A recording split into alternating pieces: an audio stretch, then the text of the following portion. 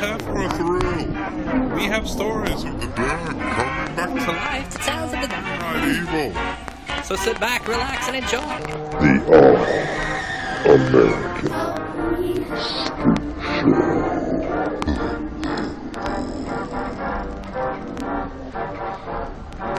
Hello and welcome to another edition of the All-American Spookshow podcast. I'm Josh, and as always, I'm joined with my friend Will. What's up? And the professor himself, Smoke. Thrilled to be here. Over thrilled. Thriller. All right, so I know at the end of our last show we made a big promise for this episode that was going to be a Valentine's episode where we were going to watch My Bloody Valentine and our wives were going to come on. Well, as always, life gets in the way. We had vacations and anniversaries and sleepiness and all kinds of other random things get in the way. Boy, what kind of punk-ass bitch got sleepy? I wouldn't begin to know. It's probably the punk-ass bitch that has to get up at 3 o'clock in the damn morning. Well, you make your own bed. But, so yeah, we just never were able to find the time, and then it got so far past Valentine's Day that we were like, you know what, we're just got to table that whole concept for another episode, and instead of doing My Bloody Valentine, we decided instead to go ahead and finish up the Firefly Trilogy and watch Three from Hell, Rob Zombie's Three from Hell, which just came out like back in September of 2019, so it's still fairly new, and I'm sure because it didn't really get a wide release, it did not get a wide release, I should say, in movie theaters, that there's probably still a lot of people out there that haven't watched it, so maybe this will, they'll see this episode, and maybe that'll spur them to go check it out, because I think it's definitely worth checking out. If nothing else, if you enjoyed the first two, just to kind of complete the trilogy, so to speak, you should go check it out. Oh, God. What? Guys, I'm sorry, I watched the 310 to Yuma. Oh, shit. I thought it was weird we were doing a Western, but I was like, all right, I'll go along with it. But well, I know we kind of broke the mold. Let's just work on it. Let's go with it. I know we did kind of break the mold with our last episode, Never Too Young to Die. We kind of got out. We didn't go that far out, so. That's right. Next we'll be doing Hot to Trot. No? Yeah. I'm in on that one, by the way. Yeah, me too. Actually, I love that movie. Yeah, I guess if y'all are going to do it, I'll do it, but damn it.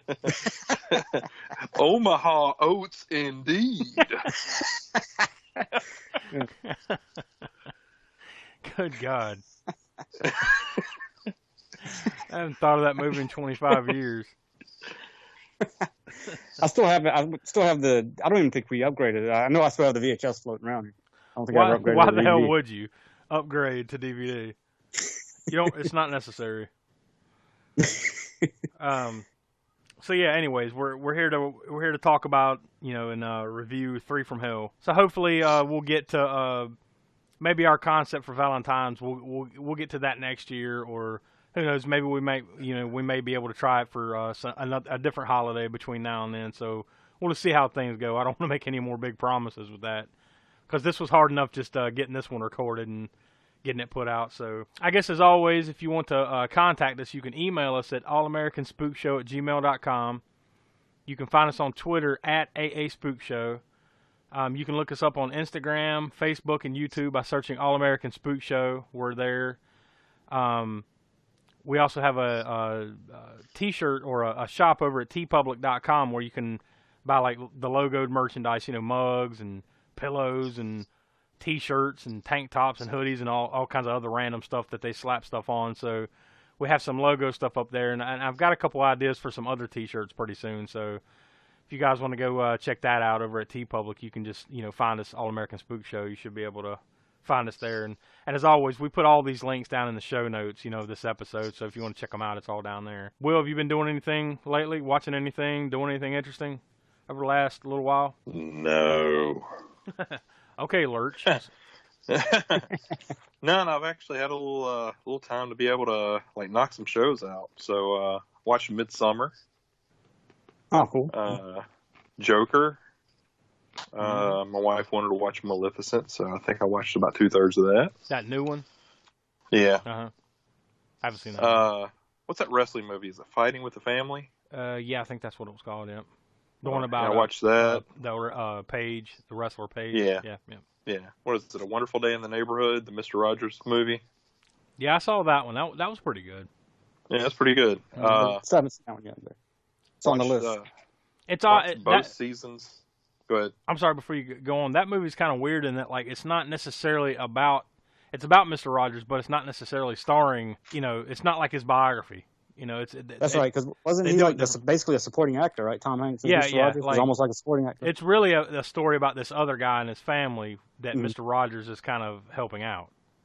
So it's odd in that way. Like, you're thinking you're going to see like the the biography of, or like a biopic, but it's not that way. But it's still really good. It's well done. I watched both seasons of Lost in Space on Netflix. Is that pretty good?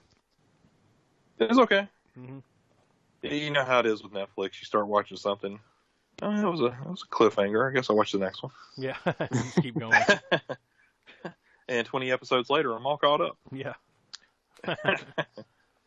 And then I just finished the book of The Shining. You enjoy it? You'd read it before, though? No, I'd never read it before. Oh, okay. Yeah, no, it was great. I loved it. Mm-hmm.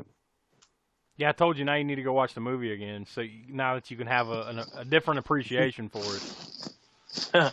And right as you say it, I look to my left, and there it is.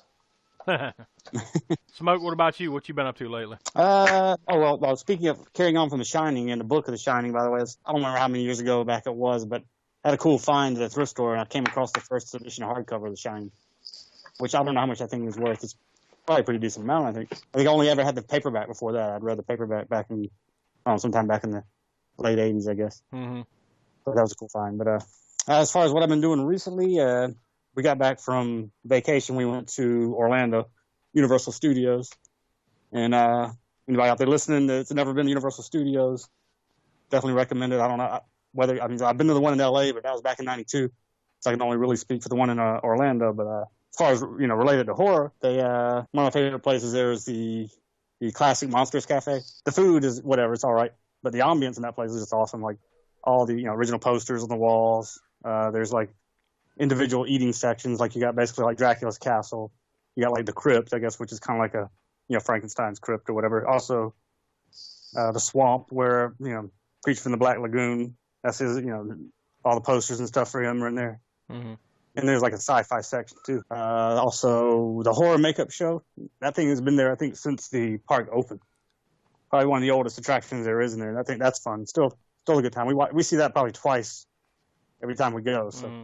And it doesn't really change, but Yeah. still worth seeing. Other than that, I hadn't really been able to watch too much else stuff because when we came back from there, I went straight back to work. Watching stuff I'm kind of behind on, but pick that back up here on my next set of days off. Yeah, I've been to Disney World down in Orlando at least, I'm pretty sure 4 times, 4 separate times, but still have never made it to Universal. We were going to go last year, like it was going to be one of those, like, let's go to Universal for a couple of days and then Disney for a couple of days kind of trips, but like, it was just too much. It was too much money and too much planning, in the time we had.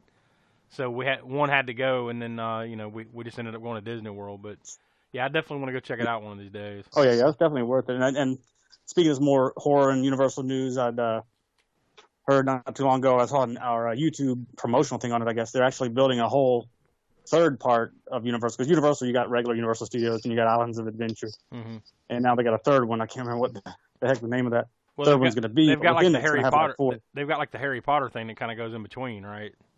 Yeah. They actually got Harry Potter in both of those parks. Got like Hogwarts Castle and some parts of like Hogsmeade area of Harry Potter in the Islands of Adventure, and then over on I think the regular Universal Studios, you got Diagon Alley, which is it's kind of like in the movie, it's that hidden sort of alley they go to get their like the books and wands. Yeah. So it's kind of like that in Universal. You kind of, you if you don't know what's there, you don't, of course there's a map that tells you where the things are, but you go around a corner, cut this way, cut that way, and then you're in Diagon Alley. So that's pretty cool.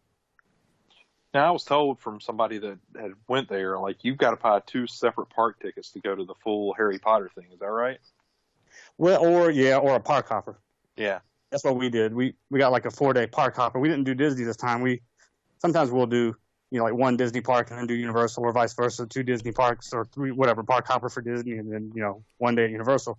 This time we just did all both of those Universal parks, and we did like a 4-day park hopper, which was probably the way to go if you're gonna. I mean, it saves you a little bit more money than just buying individual tickets, you know. Mm-hmm. But yeah, you would if you were just going for 1 day or 2 days, you would have to buy tickets for both parks or a park hopper. So they're getting real slick. They basically make you either buy one or the other, or both if you want to go see everything. So True. they're smart. They're smart about how they put it in, I guess. And there's a few rides that were new to us because we go, fairly. I mean, not really often, but I mean, the last time we were in Universal was about 3 years ago, and there was like King Kong. There's a new King Kong ride there, and that was cool. One of the Harry Potter rides was new. It was the Hagrid's motorbike roller coaster ride, and that was cool too. Long ass line for that though. Is that fairly new? Is that why? I mean, that one was. I think it's been less than a year or around a year, something like that. I just know how it works at Disney. If it's something like relatively new in the last couple of years, like, that one's going to be packed. You can usually get into a lot of other stuff, but that particular one's going to be packed. Yeah. And then this one was like down for the first day we were there. I think it was open, but it had such a, you can got an app now. You can go on the app and see how long the wait times are for certain rides. Mm-hmm. So it's pretty long. So it was, maybe we'll just wait till tomorrow. Well, the next day, it was closed the whole day for maintenance and then closed the whole next day for maintenance. So finally, the last day, I think it was open, and we still ended up waiting a long time because it was down part of that time, too. We were in line. Mm-hmm. And the line was kind of moving. Then it's like, oh, well, it's a delay. We don't know how long the delay is going to be. You can either stay in line or, get out. So we stayed in line, and I think it was another, I don't know, we might have been in line 3 hours, probably, between the delays and just how long the line was. So, but you did get overall, on it. It was worth it, I think. We did get to ride it, though, finally. Yeah, that's good. I did open up.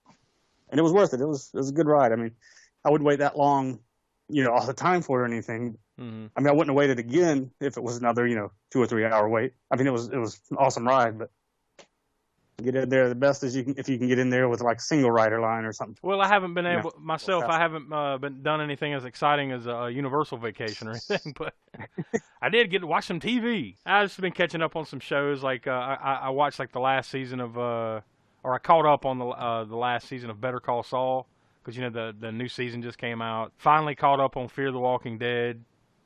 And currently catching up on the current season of The Walking Dead. I'm about halfway through like the first part of the season, so about 5 or 6 episodes in. Just some other random shows here and there. It's just some stuff on Netflix, and haven't been to the movies lately, so I'm getting way behind on that. So I guess with that, we'll go ahead and get into Rob Zombie's 3 from Hell here. This is the first time. Well, no, this isn't the first time I've seen it. I actually saw it in the little limited run it had in the theaters, but this is the first time you guys got to see it, right? Yep. Yeah. Yep. The possible finale of the Firefly Trilogy, from House of a Thousand Corpses, The Devil's Rejects, and now this.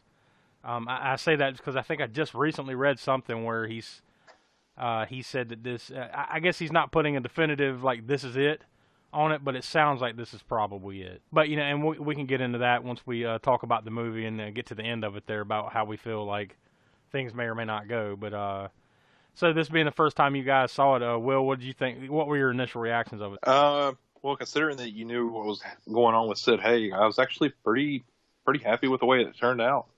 I actually enjoyed the movie. I think it was probably, like, as far as technically, probably Zombie's best movie so far. Smoke, what'd you think? Actually, I pretty much 100% agree with what Will was saying as far as, knowing the history of the movie going into it about Sid Haig's role was going to more than likely be diminished, of course, because of, how much based on, before he, his health conditions beforehand and all that. I know we'll get into certain parts of that aspect of it. But knowing that was going to be a diminished role in the movie, I kind of went into not expecting a whole lot out of it because I was figuring it was going to kind of like be half a movie, I guess. And then being very pleasantly surprised by the finished product. So, yeah, I definitely enjoyed it a lot more than I expected I would going in. I think my expectations were probably about the same, but like I was still holding out hope that he'd have a slightly bigger role because I knew he was going to be in it. Yeah. I knew it wouldn't be a huge role, but I think I was kind of hoping it'd be a bigger role than that. But they explained it in a way where I understood, and then you kind of move on. That being said, my initial reactions were kind of like I guess I was a little bit disappointed that he couldn't do more. Not to take away from what anyone else did and how he and how he moved on from that. I just think that it was missing him. I think especially, it was missing. And I'm pretty sure, like right around the time that this came out was when we watched I know we had watched House of a Thousand Corpses a few months before that, but I think we had just watched The Devil's Rejects within like a month or so before I went and saw this. So I was really missing him in it. You know, like as I'm sitting there, I'm like, man, this is good. This is really good, and I enjoyed it. But damn, I wish he was in it more. You know, it was just like this little thing in the back of my head. I just couldn't let it go. You know. Yeah. So to where I love the movie, but yeah, you think it'll be more what if Sid Haig was in this role? You know, the Three from Hell, the third, as it should be. Yeah. And because I had that in my mind too throughout the movie, but lo and behold, at least it did. Pick up for me. I didn't hate the movie by any means, and no, I didn't hate it. Really enjoyed it more than I thought I would. Yeah, I didn't hate it, and I didn't hate it because he wasn't in it that much. It's just that I just wish he could have been in it more. That's all. Yeah, But it is what it is, All right, so Three from Hell, it was released September 16th, 2019, in a limited run. It was literally like 3 days, so I think it was like September 16th, 17th, 18th. And each day you went and saw it, they had like different because it was one of those Fathom events kind of thing. It wasn't like a wide release. So you had to go to like... Yeah, I remember when that happened. I just couldn't get any of those 3 days, unfortunately. yeah. I think you had to go to a Regal or a Cinemark or wherever they do these Fathom events. And they had different giveaways because I think like the first day if you went, you got like a poster. And then if you went and saw it the second day, you got like a behind-the-scenes little featurette, an interview, like Q&A thing with Rob Zombie. That's his other band, Robin Zombie. Robin Zombie, yeah. And, AKA Robin Zombie. Yeah. Rob is short for Robin Zombie, I think. It's a White Zombie cover band. Yeah. With him in it. Go figure. And then or maybe it's just a rip-off White Zombie band, Robin Zombie. Yeah. Anyways, go. And then like the third day, you got a 2-for-1 double bill of The Devil's Rejects and this movie. Then apparently this did so well that 3 days they decided to re-release it again for like a 1-day Fathom event release the day before it came out on Blu-ray. So it came out on Blu-ray October 15th, 2019. So it was about a month after. So I think it was October 14th. They did one more day at these Fathom events, and that's where I got to go see it with my brother. And not only did we get the print that they gave away the first time around, but we also got to hang around at the end and got to see like this 30-minute behind-the-scenes Q&A thing. So we kind of got the best of both. Other than getting to see The Devil's Rejects, we got kind of the whole deal. Just going to seeing it that day. But yeah, then the next day, October 15th, 2019, it came out on Blu-ray, DVD, and digital. Came out October 15th, 2019, and it was distributed by Lionsgate, made by Saban Films or Saban. I'm not sure how you say it. Is it Saban Films or Saban Films? One or the other. I think it's Saban, right? And yeah. And which I believe is Rob Zombie's production company, Spookshow International Films. And like I said, it was distributed by Lionsgate. The total runtime of this movie is 1 hour and 55 minutes, which I think it is a really fast 1 hour 55 minutes. It definitely does. Yeah, I didn't even look at the runtime on the back. But if you were to tell me afterwards how long the movie, or if you asked me, hey, how long was this movie at, I would have thought it moved along really fast. I didn't even feel like it would have been 2 hours almost. Yeah. Yeah, it definitely did a good job on the pacing of this movie. Yeah. And it's really almost like two different movies, really, in a way. Like, you got the first part with all the stuff that's going on with, them getting out and blah, blah, blah. And then the second part is them in Mexico, So it's almost like two different movies, really. I guess with that, I should say, if you've listened this far and you haven't listened to us before, we are a spoiler podcast. We're about to get into the movie, and just spoil it all over. So if you haven't watched this yet and you've listened this far, go ahead and pause it. Go watch the movie and come back and listen to the rest. This was, of course, it's rated R, apparently. Now, I'm pretty sure, I don't know if there's different cuts. Now, because I've read some places that, that small run was an unrated cut. But then I think on the Blu-ray it says rated R. So I'm not sure if there's different cuts. I think my Blu-ray has both. Or according to the cover, it says the unrated, R-rated, and the unrated versions on the Blu-ray. Okay. Now, it was a DVD Blu-ray set, so maybe the DVD was the R-rated one. I know we watched the Blu-ray, which was supposedly unrated. I couldn't tell that. I wouldn't know the difference because I never did get to see the theatrical version. Yeah, that's what I mean. I haven't watched the other DVD version either. But. I saw it in the theater, and then I watched it again on. I didn't actually plug in the Blu-ray. I've got it, but I didn't watch it on the Blu-ray. I watched the digital copy that I had Okay. So I didn't notice any enormous differences, to be honest with you, or at least not that I recall. Although that was a handful of months ago, so there might be a few little things here and there that were different, and I just don't remember. But Yeah, I don't maybe remember they had to anything. tone something down. I don't know, but these days, how an R rating's a lot harder than it used to be, even back when The Devil's Rejects came out. Yeah. You get away with a little bit more stuff. So if it was toned down, it probably wasn't a whole lot that was cut out.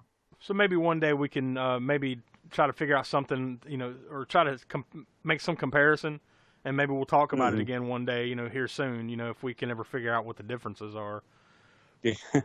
But it's got to be very subtle, I would imagine. Yeah, I wouldn't think it's anything major. I don't know if it makes the movie any longer either. You would imagine it probably would by a few minutes, at least, an unrated cut. I don't know. These things, they're kind of, with a movie like this, it's also weird when something only comes out limited like that, because it's almost like a different set of rules, because it was only out for a few days, and then a month later it comes out on Blu-ray. So, it's hard to see what the different cuts are, and I don't know. It's just a different set of circumstances for that type of movie. And I don't really understand why they did it that way, because budget-wise, all right, so the movie had a budget of $3 million from best I can tell, right? And it almost made that completely back in those 3 days that it ran limited. It made like 2 point something, I believe. Yeah, that just that week it made 1.8. And 1.8 billion. Yeah, and then like they made a little bit more money on it when it came back out right before the Blu-ray release. So they ended up making, like, best I can tell here, about 2.2 worldwide. They didn't quite make their budget back, but it only played literally like 4 or 5 days. Yeah. In a theater, you can't even really hardly judge that. Yeah. So like, in an actual full-on theatrical release. Yeah. So my point is, like, if I don't understand why they didn't, what the reasoning was behind not having a full theatrical release. I don't know exactly why they wanted to do it that way, because it seems like I don't know. It was highly anticipated. I know it would have made more money. It definitely would have made its budget back for sure. Yeah, it only played like cumulatively 4 days, and it almost did. So yeah, and that's only in so many theaters. Like, it's probably less than 1,000 theaters it played in. So I mean, you put it as a wide release, at the right time of year, which would have been about this time of year, right somewhere around October, and as highly anticipated as it was. Oh yeah, it's already got a built-in audience. Yeah, it's gonna make a lot back. Just in that built-in audience is gonna make that budget back. Yeah, I ain't saying it would have made like the kind of money it made, or any of the Conjuring movies or something like that, because those are just on a different playing field right now. But it would have made probably not even the amount that the Halloween remake, even the Zombies Halloween remake, might not have made that back, but still would have made plenty more if it had a full run. Maybe he just wanted to keep that cult feeling about it. Maybe, I don't know. Like, if it's a wide release kind of thing, maybe it has a sellout vibe to it. Who knows? I have no idea what the mindset was there, but it seems like there was a lot. They left a lot of money on the table, in my opinion. Mm-hmm. But whatever. Yeah. I mean, if that's if it's all for the love of the game, then I guess he achieved that. But it seems like a couple of these, like I guess well-known directors that have like cult films. Him, Kevin Smith. They're starting to do this. Yeah. It's I don't know if they're just experimenting, with their own property or what. But well, bottom line, it's always got to come down to money. So maybe these production companies are giving them a lot of money to do these streaming services too and whatnot. That too. I mean, kind of sad to say that the theatrical run is not what it used to be. True. Think movies come out before, they come out sometimes at the same time as they go into theaters on streaming service and all this. I just remember when it used to be, movie comes out in theaters, you're probably not going to see it before streaming. You're not going to see it on home video for another 6 months, 7, 8, 9, sometimes a year. Yeah. But I think theatrical runs used to hold more credence, I guess, than they do now, unfortunately. And I guess they make a ton on these streaming services, like you said. Yeah. So I mean, maybe there's just as much, if not more, money for them to be made on that side of things. So they keep it limited on the theatrical side, and then just like even like a movie that like The Irishman, the Martin Scorsese movie. Now, granted, that was a movie that like Netflix bankrolled. I'm pretty sure, right? Like, yeah. But they did. There's a whole other thing too that kind of goes along with that. This year in the Oscars, there was so many more movies that were not even theatrical runs that were in. Well, I think there is. That's what I was getting to. I think there is certain criteria about, like, to be nominated for an Oscar, it has to be released. So, like, Oh, yeah. even though that was a Netflix movie, it did get released in theaters for, like, a couple weeks. For sure. Yeah, for a Which short might time. be just so they could get an Oscar. Yeah, exactly. That's exactly what it is. Like, Netflix wanted it, and I think it came out. I'm not sure if it played in the theaters right before it came out on Netflix. Regardless, it had to play in the theater just so it could be nominated. But then there's that. It's such a weird. I mean, obviously this movie ain't gonna get nominated for anything past some fan awards or something. It's not not getting any Golden Globe or Oscar consideration. But I don't, or like Willie just said with the Kevin Smith, like that latest Jay and Bob. What was it called? The Jay and Silent Bob reboot or something? Yeah. That one was basically the same deal. Like it might have had I think it had some short Fathom Events run and then straight to Blu-ray. It just seems that there's money to be made in the theaters. Why not do both, right? I don't know. Yeah. But they don't do these things to lose money, so there's got to be something to it that we don't see, right? And of course, this movie was written, produced, and directed by Rob Zombie. I mean, this is his baby, and it's the third film of what they're now calling the Firefly Trilogy. It was filmed entirely in Los Angeles, somewhere between like mid-March to like mid to late April of 2018. And a good portion of the movie, like the prison stuff, where babies in prison. I guess all the prison stuff, right? It was actually shot in a place called the Sybil Brand Institute, which is a decommissioned women's prison. So that's kind of cool. It's like they didn't have to build that, like it's an actual old like women's prison. It's not just a set.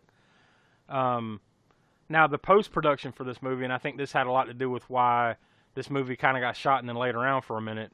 The post-production on this movie didn't get started until 5 months later after they shot it, because Rob Zombie had a summer tour in 2018 with Marilyn Manson. So they basically just put this thing on the shelf for like 5 months before they pulled it back out and actually started like post production on it. And then it took a little while, because I think they actually said it was actually pretty much done a year later. But then I guess they waited until September. So I guess there's some that time frame between April and September to kind of figure out what they wanted to do with it before they decided on how they released it, right? Mm-hmm. Or they were big into Green Day. Said "Wake Me Up." When September, okay. Yeah. Boo this man! Look, I'm a dad. I have dad jokes. Yeah. All right, so of course it stars Sherry Moon Zombie as Baby, reprising the role from the first two movies. The legendary Bill Moseley as Otis Driftwood, once again reprising the same role, and you know him well from plenty of other things, including Texas Chainsaw Massacre 2 and just a little bit of everything horror. And of course the late great Sid Haig reprised his role as Captain Spaulding, although it's very brief. Now, to go back into that a little bit, I read an article with an interview from Rob Zombie that apparently the way this played was his original intent. The title of the movie is Three from Hell, so his intent was for the Three from Hell to be the three, those three, Baby, Otis, and Captain Spaulding, and he wrote it as such. And then it wasn't until 2 or 3 weeks before they were actually slated to start production, he gets a call from Sid Haig that he's in the hospital, and apparently he had suffered, something happened, and he was actually in like a rehabilitation center, for I guess whatever it was that had happened. And when he went to visit, Rob Zombie went to visit him there, and he saw that like, Sid was just kind of a shell of himself, like as far as he'd lost a ton of weight, really run down and sick and everything. So then it wasn't until then that he realized, like, oh shit, like I've wrote this whole movie with Sid in mind to be through the entire movie. So then he had to literally go back like within like just a couple of weeks, and he got Richard Brake to come in to play the character of Winslow Foxworth Coltrane, the Midnight Wolfman, who is Otis's brother in the movie. But so apparently like he was working on a different movie at the same time or something, and then he agreed to come in. So as soon as he wrapped on that movie, he came straight in and went straight to work on the role. And so I believe if I read right, like he was in Europe doing that movie. Yeah, it was somewhere overseas. So like he basically wrapped that up and came straight to L.A. just to work on this, in a part that basically had to be rewritten within like 2 or 3 weeks specifically for him. So that's why you see a lot of what you see from what I understand, reading the article and what I've read in other places. Basically, what you see of this character was supposed to be Captain Spaulding, Sid Haig. So he reworked it to add this character in and be that part. But there's some of it in there that he didn't actually mess with too much. I guess some of the dialogue and stuff would have been like, I'm guessing some of the scenes between Otis and the Wolfman would have been him and, Captain Spaulding and stuff, is probably the way it would have played. I'd love to get my hands on the original script to read what would have been different with this movie had Sid Haig, not fell ill like he did. But I'd also read a different, I guess, interview or article or something that said basically like Rob Zombie basically had to beg them to let Sid Haig even be in this movie the amount that he's in. When he realized that he wasn't going to be able to play in the movie entirely, there was something about insurance or something, right? I guess all the actors and stuff have to be insured in these movies. They basically wouldn't insure him to be in the entire movie. So, like, he had to basically beg Lionsgate or whoever, to, like, let me get him in here at least one day, shoot what I can with him, and then let him go. So they eventually allowed him to do that, and that's what you saw. That's basically just like one day of Sid on set. That's what they were able to get out of him.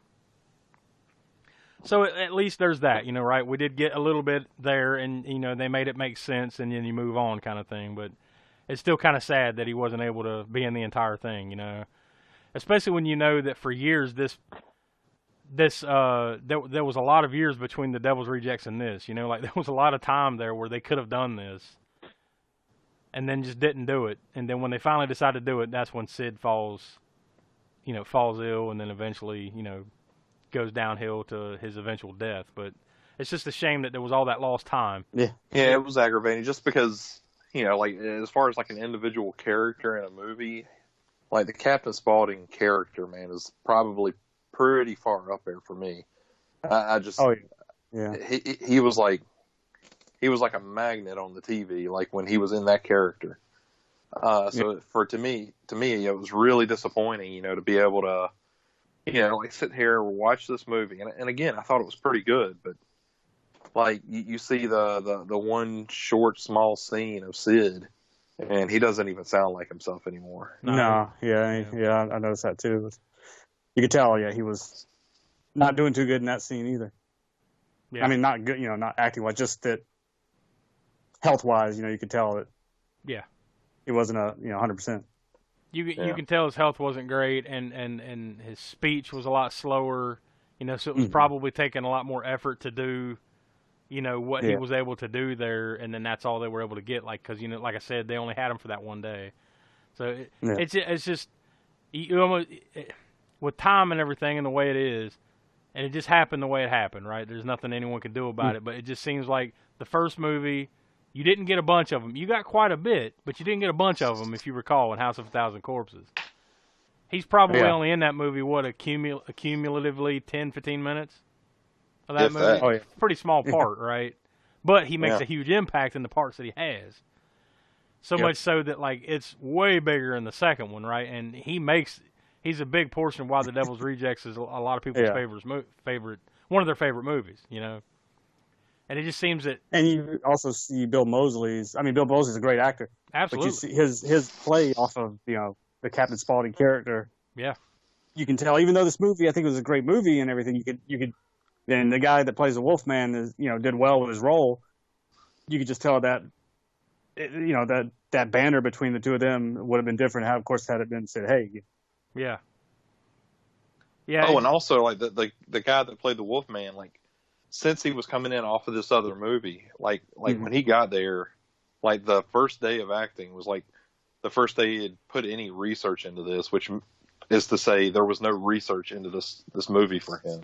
Yeah. Well, and still considering, I didn't think he did too bad on the show. No, you talking about I'm sorry, what's his name? Richard Brake? Is that his name? Yeah. I thought he did a great job. It's just, especially considering the circumstance, even more impressive when you know what led up to this, right? You know, the fact that like, yeah, we just had to rework this and add you in, and this is like 2 or 3 weeks, you know, to make a whole movie. It's not this isn't like a random episode of a show. This is a feature film, you know, and we're on time restraints and budgets and all this stuff, and we just had to throw you into the fire like that. Yeah, I thought he did an excellent job, and that's what I was getting to is according to what I read is a lot of the scenes that he's in were written for him that he did for Sid Haig that he didn't really change, you know. So it would have been interesting to see the difference there of the interaction with Captain Spaulding and Otis in probably some of those scenes. You know, I guarantee you that scene that we'll get to shortly, where he's Otis and Wolfman have the warden and his and their wives or whatever captured in that house. Yeah. You can just lift him out and put Captain Spaulding in that, and it would have been extra fucked up. Guarantee it. Yeah. You know. Mm-hmm. Well, it would have been really awkward with 2 clowns in the room. Yeah. And I think I don't know. I'll bet you that was worked into you. What do you think? You think that there was some dialogue change there for the fact that he was a clown? Yeah, I think he added. I think he added Clint Howard in just so he could add in the line, "I hate clowns." Yeah. I guarantee you in the first draft that probably wasn't there. You know, that little aspect of it. Or maybe it was different. Yeah. Maybe it was different, whatever. But I guarantee it wouldn't have been like that. Or maybe it was exactly like that, and that would have been the joke, right? Captain Spaulding standing right there, and he shoots him dead. I hate clowns, you know. very well could have been that. Either way, it could have gone either way. Yeah. I'll also say in this, Sherry Moon Zombie, man, she really plays like a crazy person in this movie really well. Yep. Yeah. She's got extra shades of crazy in this one. Yeah, even more than any of the other two. You know, the other two films. I'd say so. Like in the first one, you know, she kind of played like almost childish. Mm-hmm. Yeah. And like in this one, man, yeah, she plays like a. Is over the deep end. That's gone. Yeah. Oh yeah. She was very reminiscent of. I'm blanking on the actress's name that played Mother Firefly in the second one. You know, in The Devil's Rejects. Not so much Karen Black from the first one. Yeah. But the lady that was in Police Academy that played Mother Firefly in the second movie. She was very reminiscent of her at times, the way she was acting, and maybe that's kind of the way that we're going with it. You know, like, you know, maybe she's gotten older and more crazy from being in prison. So now let's play it up even more. Like she's closer to Mother Firefly now than she was Baby Firefly. You know, so let's make her a little older and a little crazier because, and they even made sure to comment on it. Like Otis is like, man, I don't know, something's changed. She's wacky. Is what I think is what she. Yeah, for Otis to say that, you know, something's really fucked up. Yeah, man, she's wacky. Yeah, but I definitely think this movie capitalizes kind of like on the old Charlie Manson, you know, like crazy people of like the what was that, like the 70s? Yeah, the followers. Yeah. Yep. Yeah, it really picks up on like the and I read this in an article, just like the media sensationalism of killers. Oh yeah. Yeah. And talking about like how like when Manson got caught, that dude was the most popular person on the face of the earth. Mm-hmm. Yep. Manson. I mean, hell, there was already movies and everything coming, or you know, in the plans back then. You know. Yeah. Mm-hmm. And it didn't take too long before they got that to fruition. Manson and the Manson family is clearly an influence on this whole concept. Oh, absolutely. And even in this one in particular, somewhat the Ted Bundy stuff. You know how there were women that still love that dude, even though you know it was pretty plain for everyone to see that this dude had done some heinous shit. You know, but still there were hundreds, if not thousands, of people that still thought he was a handsome, nice guy. You know. Well, there was the one he married someone later while he was in jail. Yep. Yeah. And I mean, there's that whole, I don't know what you call that almost like groupies, serial killer groupies is about. Yeah. Like the women that follow, you know, and follow them closely and send letters to them and do all that stuff. Mm-hmm. Yeah, I mean, there's tons of other actors. I mean, recognizable actors in this. I mean, I think it's another good cast by Rob Zombie. I mean, he's done really well in these movies, casting wise. I think, and if nothing other than that in these movies, I think he always nails the casting in these movies. The Warden Virgil Harper is played by Jeff Daniel Phillips. You would probably mostly know. Well, he was in another Rob Zombie movie, The Lords of Salem. He's also been in the HBO series Westworld recently. He was in that Fox series, The Gifted, that was kind of like the X-Men. It was like an X-Men TV show, basically. Tons of other stuff. I mean, most recently, Satanic Panic. That was one of those Fangoria release movies. So he's been in a lot of cult-type stuff and horror, so he's been around. He's recognizable. Like we already said, Winslow Foxworth Coltrane, the Midnight Wolfman, is played by Richard Brake. He was in that movie, that video game movie Doom, back in 2005. I mean, he's been in a ton of stuff. He was in Kingsman, The Secret Service. He was in another Rob Zombie movie called 31, which I'm sure we'll get around to eventually here. Hannibal Rising, The Dare, Sanctuary. I guess he was a voice or something in a Walking Dead video game. Just, tons of stuff. All going all the way back to the early to mid '90s. So he's been around a while. The guy that ran the Mexican whorehouse, whatever the hell that was, that they toward the end of the movie. Carlos Perro, yeah. That's Richard Edson. It says here he's mostly known for Strange Days, the Super Mario Brothers movie. I guess he had a small role. Oh yeah, he was the garage attendant in Ferris Bueller's Day Off. Okay. And yeah. Right. I think is he one of the dudes that took off with the car or something like that? Yeah. Now that you mentioned that, I was like, his face when I saw him in there. This guy is like familiar, and I could not place it. But now, that was it. Yeah, he was one of the guys, the parking guys that takes off the car. He was in Do the Right Thing. I mean, he's been in tons of stuff going all the way back to the mid '80s. A bunch of TV shows and random '80s movies. Desperately Seeking Susan, Howard the Duck, Platoon, Good Morning Vietnam. Do the Right Thing, like I said. I mean, even that he was even in an episode of that anthology series Monsters. So I mean, he's done a little bit of everything. He's been around. It also has the little the dwarf guy Sebastian. That's Pancho Moller. So apparently he's been in a handful of horror things, and he was also in Rob Zombie's 31. So there's another connection there. But he's been in this movie recently called Candy Corn. Something called American Fright Fest. Handful of other things that I'm sure that we'll eventually get around to for sure. Episode of Ray Donovan. So yeah, he's been out there. Horror icon, or I should say movie icon, really, Dee Wallace. You remember her most from, she was the mom in E.T. But she was also the mom in Critters, which we've already talked about. And Cujo, The Howling, I mean, the list goes on and on with her. Yeah. She was Greta, the guard in the prison that had those two chicks come in and like try to beat the shit out of Baby, and then Baby ended up killing them. That guard with the glasses, that's her. I say that because she might have been a little unrecognizable, and this character is definitely out of character for her. This isn't the kind of role she normally plays, right? So it might throw you a little bit, but that's her. Clint Howard, who plays the clown, Mr. Baggy Britches. Clint Howard. Now he's famous for himself, obviously, for being like the character actor in everything. Ron Howard's brother too. Yeah, but he's Ron Howard's brother. So I mean, but he's been in everything, man. I mean, he's been in a ton of movies.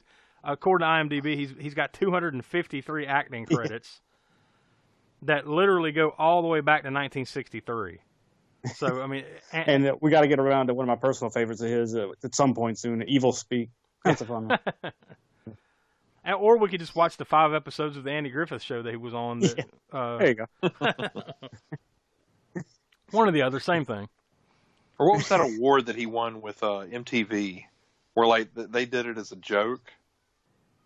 Yeah, and then he took it extremely serious, and everybody felt bad about it. Yeah. I remember that, but I don't remember the award. Yeah, I remember that, but I don't remember what it was. Maybe it was like best, second dude from the left or best character actor kind of award or something. Like you said, meant kind of as a joke, but he took it serious, and oh shit. I mean, the list goes on and on. I mean, of people that you would recognize, Matthew Willig is Creep. I mean, you've seen him in other things. The guy, Sean Whalen as Burt Willie, he's the guy that Baby kills, like, is dressed up going to a Halloween party or whatever. He wants to have a Halloween party next to the soda machine out at the hotel they're hanging out in. That guy, I mean, you've seen him in tons of things. Hey, sorry to interrupt again.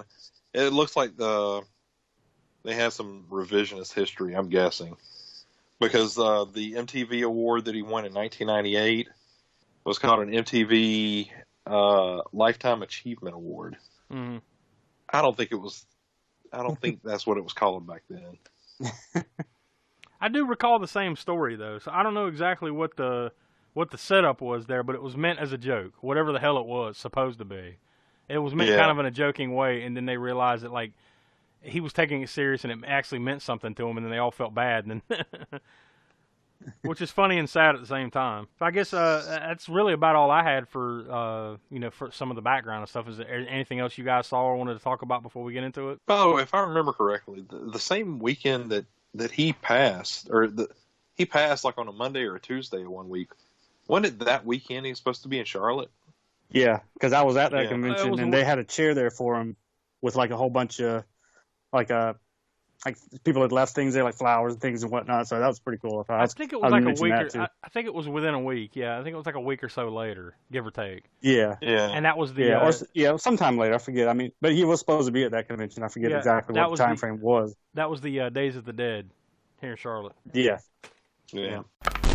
For you, the listeners of the All-American Spook Show podcast, Audible is offering a free audiobook download with a free 30-day trial to give you the opportunity to check out their services. I know from experience, basically, you can sign up for this free offer. You get to choose, they give you a credit, and you can choose any book you want. And even if you decide, Audible's not for me, you can cancel it, but you get to keep that one free book. So, if for no other reason than getting a free book, it's worth checking it out. And who knows, you might like it and you might stick around. Will, have you been listening to anything on Audible lately? Anything you've enjoyed? Yeah, actually, since we did our top horror movies back around Halloween, I decided to get The Shining on audiobook, and that was the first time I'd listened to that. So it was amazing. So I went ahead and bought Dr. Sleep, and I'm about to start digging in on that right now. But so this will be like the third and fourth Stephen King books that I've done now. I don't know if any of you guys have heard of him, but he's got a future. Really? Got a future in writing horror. I'll have to check out this little. What was his name again? Stephen King. Oh well, I'll have to check him out. All jokes aside, Larry King. He's the cousin of Burger King. All right. All jokes aside, now that you've, read The Shining, now you need to go back, and I know you love The Shining. I mean, most everybody has, Stanley Kubrick Shining. Now you need to go back with a different view, and watch that movie again, and then maybe we'll have a little small conversation about that on the next episode, because it definitely gives you a different perspective on the movie once you've read that book. Yeah. And some of Stephen King's opinions on the matter afterwards. So to download your free audiobook today, go to audibletrial.com/spookshow. Again, that's audibletrial.com/spookshow for your free audiobook. It's intermission, it's intermission. It's intermission, it's intermission. Ice cream, candy, lemonade too. And there's a hot dog waiting for you. The popcorn's popping and it's ready to go. All the great food is stealing the show. Get up out your seat and get yourself a tasty treat down at the snack bar. Snack bar. All right, so I guess with that, guys, we'll go ahead and get into the old blow-by-blow of the movie. And this movie is a little bit, the way I see it, it's a little bit different. Maybe we'll approach this a little differently than we normally do. We'll still go down the line in order here, but maybe we'll stop and talk about what we thought about this, that, and the other thing along the way. So the film starts with basically, it's at the very beginning, it's the end of Devil's Rejects, right? Like you're seeing that scene again where they're driving down. You're not seeing it basically like you did it the exact same way at the end of the movie, but you're seeing them driving down the road toward the cops, and you see them getting shot up and everything. And then it immediately goes to a collage of news reports and stuff that are kind of spliced together from over the years of somehow they miraculously survived this. The hail of bullets. Yeah, like I think they said they all got shot over 20 times, but yet they all still somehow miraculously survived this.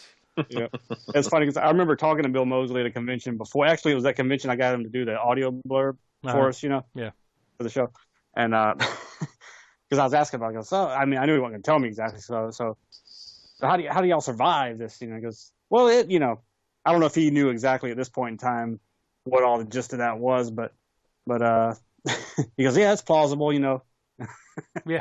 Then it comes out like, oh yeah, he shot 2 times, it's plausible. Yeah, it could happen. But in reality, they don't really. There's been stranger things and more ridiculous things as far as the history of horror goes. Oh yeah. For people to return. Yeah, it's not like he's in the grave and then they stick a pole in there and lightning hits it and he comes out. I know, and lightning strikes. Yeah. It's not anything like goofy like that. Whatever movie would possibly do that, but no, yeah. sounds like a cool plot. I need to maybe try that out sometime. It was real cool. But but in reality though, they never really explain how this happens. It's just like, well, this is what happened, and they all pulled through, and they're calling them the 3 from hell. I guess there's really no explanation needed. I guess just realize that they survived and just get over it, move on. It's the only way they could do it, unless he did the Dallas thing and made that whole ending scene a dream sequence of somebody. Yeah. Oh God. No, it's like the Bob Newhart. Where he at the end of the Newhart show, he wakes up and he's in bed with his wife from the original Newhart show, and yeah. What? The whole show was a dream. What the? It was just Cat Spaulding wakes up and he's that girl's laying on top of him again from Devil's Rejects, and that would be awesome. It's like, everything that happened from that time that he's laying in bed to this movie has all been a lie. Yeah. Yeah, that would have been cool, right? No, yeah. That would. Well, I don't know. We could live that all again. It wouldn't be too bad, I guess. But I thought this whole thing was pretty cool, though. Like, not only the way they put this together, like, they managed to do all the exposition, like, through these news reports, but then there's, like, a whole passage of time, right? Like, it's like... Yeah. Because I think it's basically 10 years, right? Like, from 1978 to 1988. I think 88 is when this movie kind of picks up from that point. And then this is also where they explain... that Captain Spaulding, Captain Sid Haig appears. Captain Spaulding has like a speech, where he's getting interviewed in this prison cell, and he's kind of talking shit to the reporter or whatever, and then they do like the breaking news that Captain Spaulding has been executed. So that's basically how they were able to. Yeah, he survived this. He lived for X amount of years in prison, and then just was finally executed. So that's how he's written off. What did y'all think of that? Like, did you think it was a proper end for his character? I mean, obviously you'd like to have seen more, right? But health-wise, do you think this is probably about as well of a way to get him out of this as they could have done, or what do you think? Yeah, I mean, you always, you want to see more, of course. Yeah. But I mean, I think for considering what he's going through at the time and his condition at the time was, of course, deteriorating and everything, that I think it probably was the best that they could. At least he was able to do it, Because it could have been, he could have just not been able to do it at all. And then they just would have had to not even have that scene in there, and they just would have had to say he was executed, and he wouldn't even have anything in the movie. So I appreciate the fact that he's able to do that, and at least there's that. Or you just want more, you're not even gonna get it. But I mean, in movies like this where like people are in bad health or have passed, and the movie comes out after they passed. Yeah, that's usually the case. Yeah, you can't help but be taken out of the film, like when this person pops up, in their scenes. So I think, to throw him in, I think it was the right amount for what he was able to do, and it also didn't, derail the movie. Yeah, I agree. I mean, like, it's probably about, especially with the time that they had to deal with this, like, you're literally talking about, like, 2 or 3 weeks here. Like, shit, he's not going to be able to be in this thing. We need to rewrite it, put a new, completely different character in there to basically take that role. But we also still need to figure out a way to gracefully have him exit, and it makes somewhat of sense in this, this world that we've created. So I think with that, he did a great job. It was about as good as you could under these circumstances.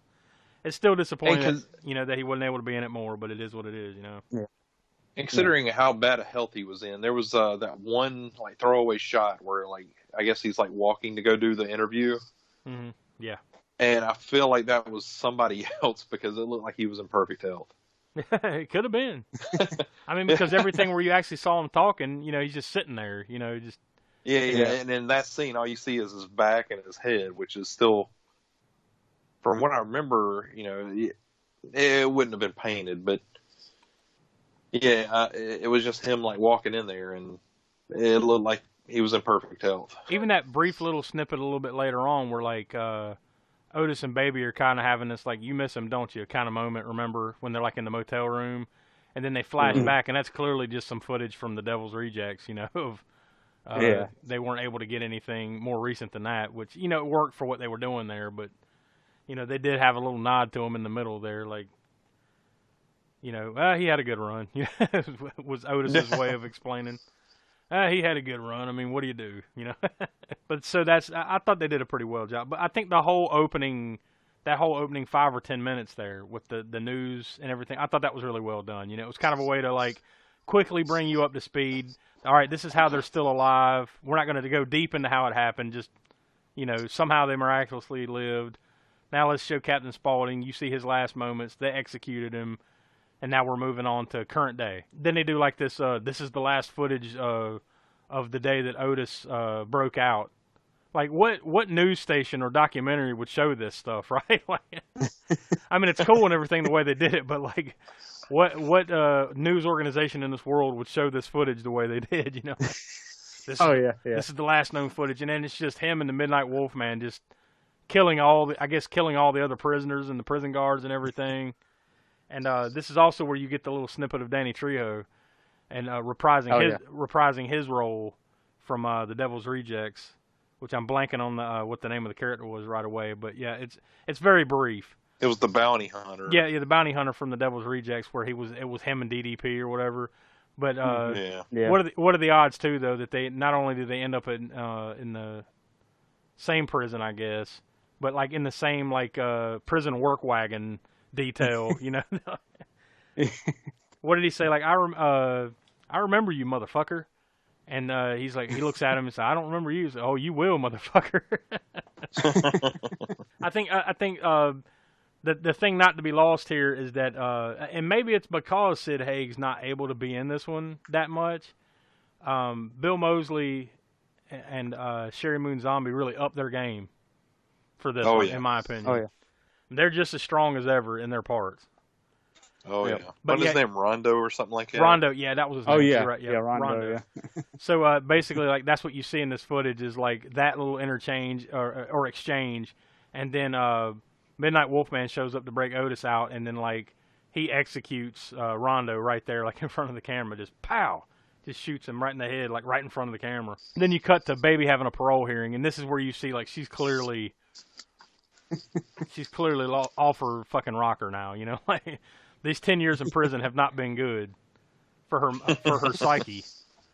And it just seemed too like we had talked about the Charles Manson references earlier and everything. I couldn't help but think of how many times Manson had been up for parole. I mean, he was up for parole a lot of times while he was in jail, and just think how could that conversation have gone between him and the parole officers? Yeah, Of course they're not going to let him out. But something like this scene. Yeah, I'm sure it played out exactly like this. And honestly, with the way Manson was, he was probably so bold as to say, "Look, if you let me out of here, it's going to happen again." Because that's just the kind of dude he was. Yeah. He probably didn't even he probably made no bones about it. No, I'm sure he didn't try to. Yeah, like I am the Lord and Savior, and I'll kill everyone if you let me out of here. Well, parole denied. See you again in a few years. Yeah, see you in 10, asshole. So yeah, there's this whole scene about her parole hearing, and of course it's denied. And then Otis and Wolfman are out in the woods, and then like these crazy like gun-toting rednecks come up and like, "Hey, we got him!" And then Otis walks up behind he's got Wolfman right, and then like Otis walks up behind the other guy and just blows his brains out, and the blood spatters on the wife's face and everything, and then Wolfman's like he's bitching because he's got a piece of skull in his eye. That whole scene. And then of course they kill the wife, but like you don't see it happen. But then it just cuts to her strapped up to a tree, and like he's done skinned her. he's like skinned her face off and then hung it up on a tree in front of her. With her knife. Yeah, yeah. So once again, you can see Otis is still in beautiful form here as we get reintroduced. So this is when you see Dee Wallace's character, Greta. She's the prison guard. She goes down and takes Baby to get the shit beat out of her by these two, or I guess basically to kill her, right? These two other big prison ladies. You know, they're down in this the bottom of the prison or something. You know, down in the bowels of the prison somewhere. She takes her down in there and locks her up with them, and then she comes back. Well, that ought to do it, because you know you hear the fighting. She comes back and Baby's killed them both and like carved her name into one of their foreheads. So yeah, once again, like you said, you know, like we said, she's crazy as shit. Then you cut to Otis and the Wolfman. Now they've made it to the warden's house, and they've taken who's the other guy with the black guy that's with him with the warden when they come in? Is that like his second in command or something like that, or is he the police chief? I never did quite grasp what he was, but he was something important too. Yeah. Second in command, police chief, something like that. He's clearly got a role, you know, a big role too. But they've got, I guess they were going to have like a birthday party, and Otis and Wolfman have busted in, and they've taken them all hostage, and basically told them like, all right, you know, we're going to fuck you up if you don't, warden. We're going to fuck you and your family up here if you don't go get Baby out of prison. Oh, and then there was one especially fucked up part where the Wolfman grabs a hold of the lady's ashes, her mom's ashes, and then just starts like playing with them, like dips them down, starts throwing the ashes everywhere and shit, and she's just like, oh, you motherfucker, you know. Then that's when Clint Howard's character, Mr. Baggy Britches, the clown, shows up. And he basically tells them like, they take him hostage too, and he's like, all right, if you don't make us laugh, I'm going to kill you. So he does this lame-ass little clown routine, and, you know, they don't laugh. And then Otis is pointing the gun at him. Literally, everybody in there is crying. Yeah. And then Otis is like, all right, well, you had your chance, buddy. And he points the gun at him, and then he pisses himself, and then Otis laughs. So he's like, ah, shit. You know, like, he went and made me laugh. Damn it, you know. Oh, so you gonna let me go? Yeah, sure. Pow! Just shoots him right in the head, kills him anyways. Straight to clown heaven. Yeah. He said, damn, I hate clowns. And that's basically I think this whole scene is, you know, set up for that because of Captain Spaulding, right? So then the warden goes to free Baby. He manages to get her out of there.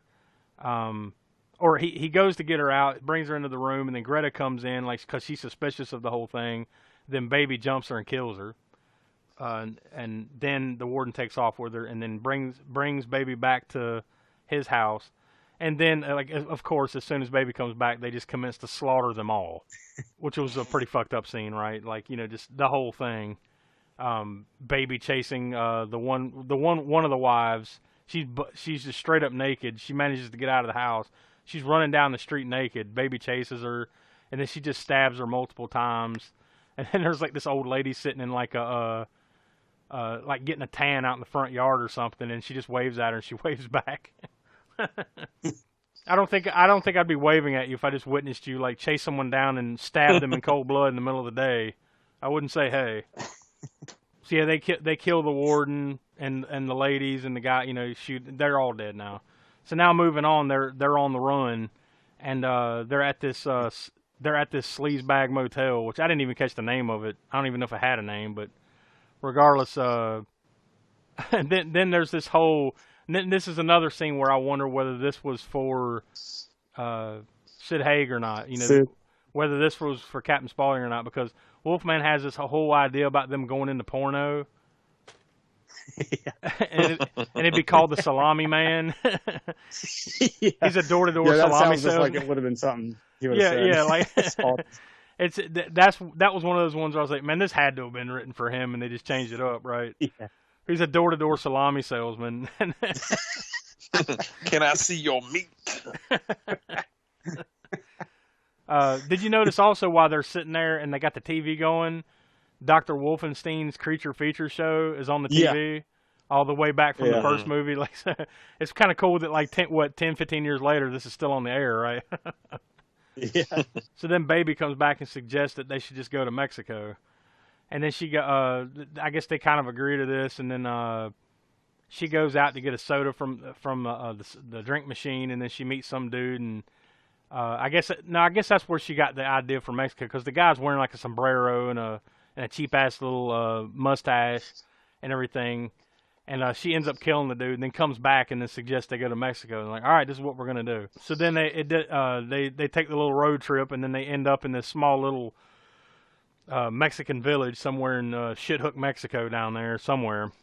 And I mean, it's a complete fucking ass dump. You know, trash in the streets, people laying around drunk and pissing themselves. You know, it's just a shithole, right? So then they go into this little hotel or hacienda or whatever the hell it is there in the little village, and the guy Carlos is there, and he owns the place. He's pretty funny, like the way he talks and everything, right? He's kind of like a fast talker, double talking kind of dude, but he's constantly mumbling shit under his voice and stuff. I thought it was a pretty funny character, but he owns the place, and then immediately, like as soon as he sets them up with a room, he goes over and sells them out to somebody on the phone. It turns out it's Danny Trejo's character, Rondo. It's his son, who's still like standing there mourning his dad. You know, the fact that he's dead. He calls him, says, "Yeah, the dudes, the three assholes that killed your dad, they just showed up here nonchalantly, so they're here." He's like, "Yeah, keep them there. We're coming." So then there's this whole scene about like them having out partying in this little Mexican village, and Baby wins this knife throwing contest with a couple of the villagers there. Just random, kind of just seeing them doing this random shit for a while, just acting like assholes and getting drunk and having sex with hookers and everything. And then the next day they wake up and Otis is in there with whore, or they all. I guess they're all in there with whores, right? Except Baby. She's in there with the dwarf guy or whatever. His name turns out to be Sebastian. She's just hanging out with him and kind of like having breakfast and talking. And then this is when Rondo's son's group arrives. They're called the Black Satans. They arrive to come fuck them up. In luchador masks. Yeah, they're all a bunch of dudes in suits and luchador masks. So then one of them busts in and they gun down the whores that Otis is in there with, and he manages to roll away. And then it shows a few of them come in for Baby, and she manages to like kill a few of them with bow and arrow. And she's got like an Indian chief's headdress on. Yeah. She took. I forget, where did she take that from? She took it from somewhere. It was from the prison warden. Yeah, it was from the warden's house. Warden's house. Yeah. So she's got that on with a bow and arrow, and she managed to kill a few of them. And then Otis eventually finds Carlos, the guy that owns the brothel there or whatever. He eventually finds him and says he's going to let him go, and then of course immediately kills him for ratting him out. The fucking rat, and then just gets out of the car, Because I knew you'd see it my way, right? I knew you'd see it my way, man. Then eventually, like Sebastian, he's running around trying to help them, with the Black Satans in town. So he's kind of helping out Baby and Otis and everything. And then as he's helping Baby, he gets shot. And then they manage to capture Baby and the Midnight Wolfman, and they've got him tied up like in the town square on a fountain or something like that. Then Otis comes in and straight up has a machete fight with one of the big Black Satan dudes.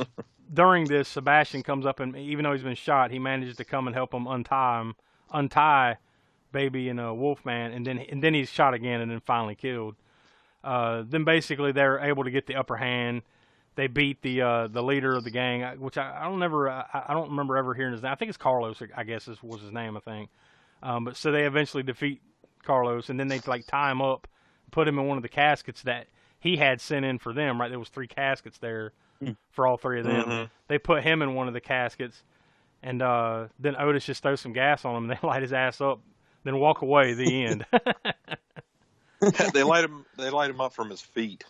Yeah. So you can like live through a good portion of it. Yeah. Regardless, still fucked up. To be burned alive in a casket like that still is pretty fucked up. But so yeah, there you go. That is the 3 from Hell. So it's a fast hour and 55 minutes. I mean, yeah, it might be the fastest hour and 55 minutes I've ever. Like I said, I literally didn't even realize it until you mentioned it before we were doing this podcast. It was an hour and 55 minutes. That just kind of blew my mind. I'm like, it felt like it went by like an hour and a half at most. Yeah. Pacing was perfect. It was. I mean, it flew. And like I said, it felt like 2 different movies to me. It's like you got the stuff with them in the prison and getting Baby out and all that stuff, leading up to them at that dingy motel when they decide to go to Mexico. And then there's the whole Mexican part of the movie. So it's almost split down the middle, like almost 2 completely different it's like watching two episodes of a Three from Hell TV show that they smashed together and made a movie, you know. But it works, you know, and it's fast paced. So. Yeah, and it looks really good when they get to Mexico. I don't know. The whole thing was shot in L.A. though, right? Too. Yeah. Or did they didn't actually go to Mexico, right? No, like from what I those read, scenes the entire thing was and shot settings in they used LA. were like, they did a good job with it. With that aspect when they got to Mexico too, just the color, the color palettes and everything of those rooms and everything they were in really like popped in them, you know, for the cinematography, like the lighting of it and everything. I guess. Yeah. I think they did a good job technically with those scenes. All right, so with that, we'll give our star ratings. Will, where are you at on this one? I'm gonna sit on 4 on this one. I was pleasantly surprised. I think, you know, like watching this, you know, you can definitely see the progression of Rob Zombie becoming like a legit director. I thought the movie was pretty good overall. So 4. Smoke, where are you at? As I said in the beginning, it sort of took me by surprise there. I didn't expect it to be as good as it was, just with all the, you know, history of what was going on with the movie, having to rewrite and due to Sid Haig and everything, his passing. I just didn't expect it to be as good as what it turned out to be. So, and I'm going with a 3.5 for me. Myself, I think I'm gonna stick with you, Smoke, and I'm gonna go with 3.5. I gave Devil's Rejects 4 stars. Actually, I'll just go ahead. I'll cheat and go ahead and tell you we all 4.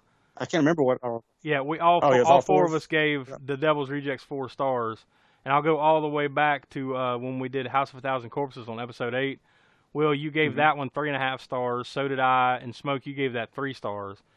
So it's kind of based on that scale, and I say that just to kind of, you know, for this, I'm not going to say this is as good as Devil's Rejects. I didn't enjoy it quite as much, but it's right below it. So I'm going to go with 3.5. I think that's fair with this.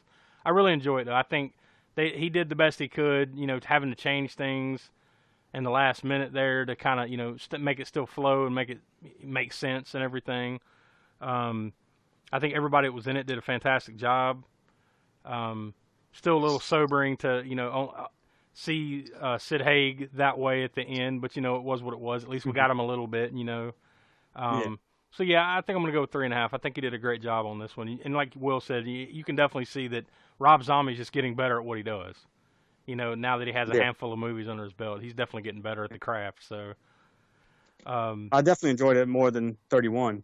I know we'll get around to doing that movie sometime, but that one, definitely not. I'm not a favorite Rob Zombie movie for me. I still haven't. I still haven't seen 31 or with the Lords of Salem. I basically the only ones. Lords of Salem, I will say, for me personally, I think it's a very underrated movie. A lot of people don't like that movie at all. Mm-hmm. I think it's personally an underrated Rob Zombie movie for me. Yeah, I think the only Rob Zombie movies I've seen are like these 3, of course, and then the 2 Halloween movies that he made. I think that's the only ones I actually haven't seen the second one of that one.